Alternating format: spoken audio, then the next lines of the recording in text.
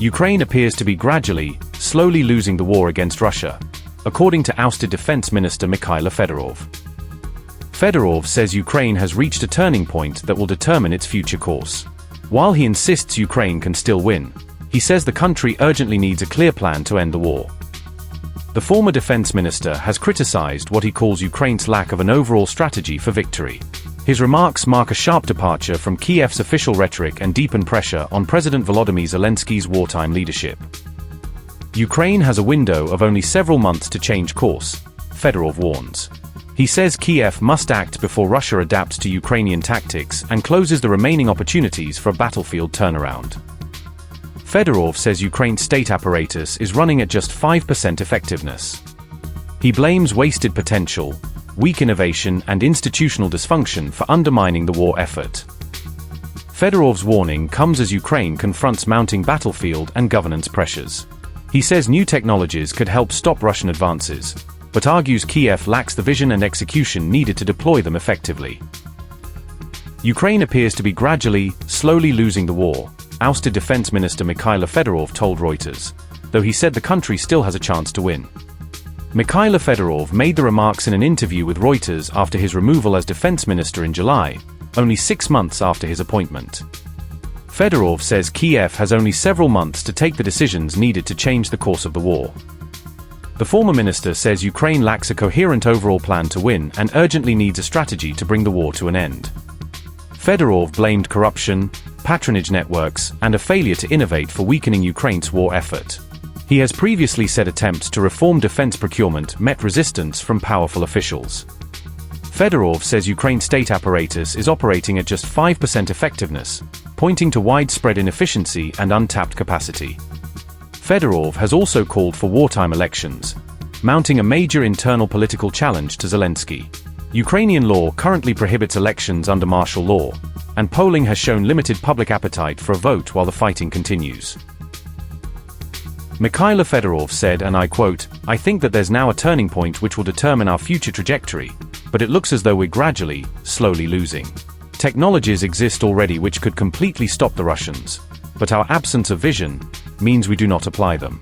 By the end of the year, the budget deficit under our planning was around $5 billion, and we knew where we would get it. Perhaps the plan changed and new projects emerged that require such a budget." Unquote.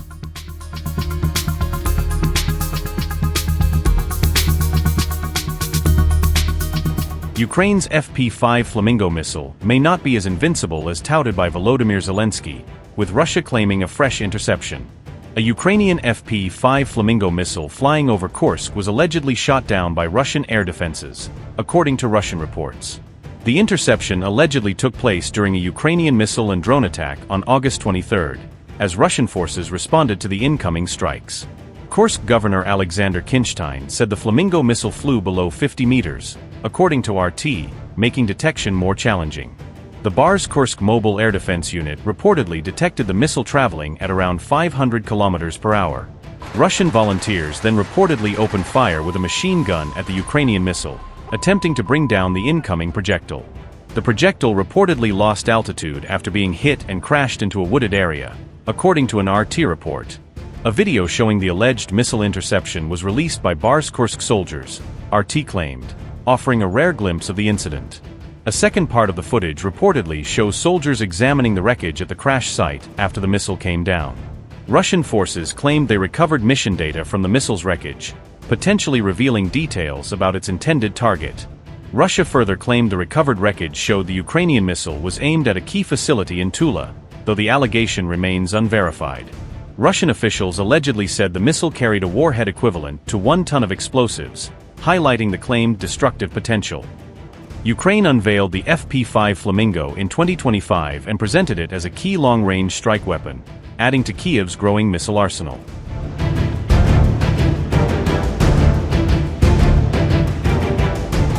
Ukrainian forces targeted Russian Ousted logistics hubs for a third consecutive night on August 23 to 24, extending a campaign against Moscow's major retail supply networks. Russian monitoring channels reported fires at Ousted facilities in Adygea and Stavropol during the overnight attacks, although the full extent of the damage remained unclear. A Kuchenland warehouse in Russia's Krasnodar region also caught fire during the drone attacks, adding to the disruption reported across the region. Krasnodar Governor Veniamin Kondrativ said falling drone debris killed 2 children and injured 7 other people during the overnight strikes. Kondrativ said the debris also damaged residential buildings and sparked additional fires at warehouse and logistics facilities. The latest strikes followed several Ukrainian attacks targeting Russian retail and logistics infrastructure in recent days, suggesting Kiev was increasingly focusing on networks supporting Russia's war economy.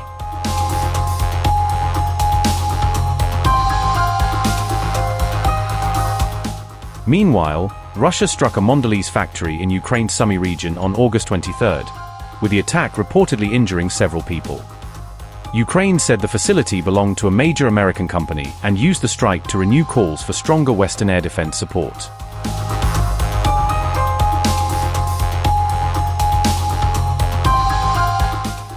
President Volodymyr Zelensky said Ukrainian forces had struck a Russian Iskander missile launcher near the border on August 22 as Kiev sought to reduce the threat from ballistic attacks.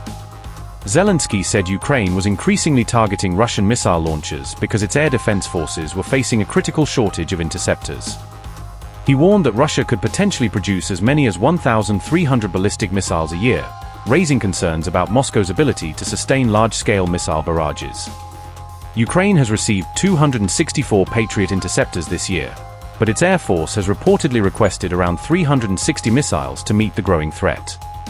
Germany has also agreed to provide 600 PAC-2 missiles during 2027 and 2028, as Kiev continues pressing Washington and its allies for additional air defense supplies. Ukraine is meanwhile developing the Freyja air defense system as a longer-term alternative intended to reduce its dependence on expensive Western interceptor systems such as Patriot. Upgrade your news experience with the all-new HT app. Download now.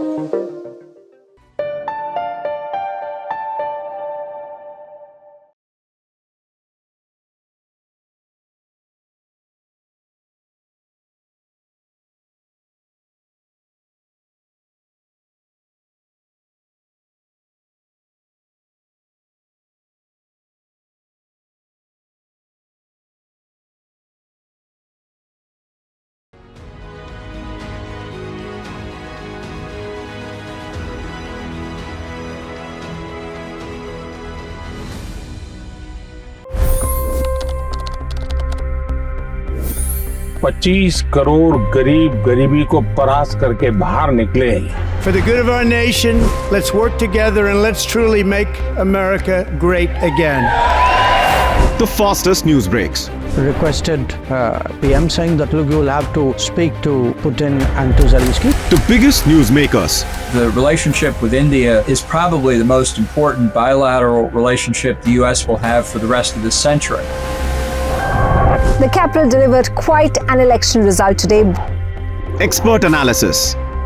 The million-dollar question today is how to stop this dance of death.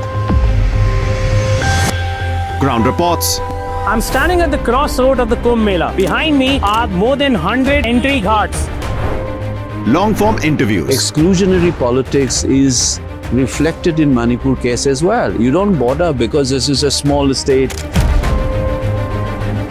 Have you ever wondered what happens when a banking dynasty meets tides of world history, intrigue, and a dash of myth? Why exactly did the US topple the Sheikh Hasina government? HT videos. We don't just break news, we break it down.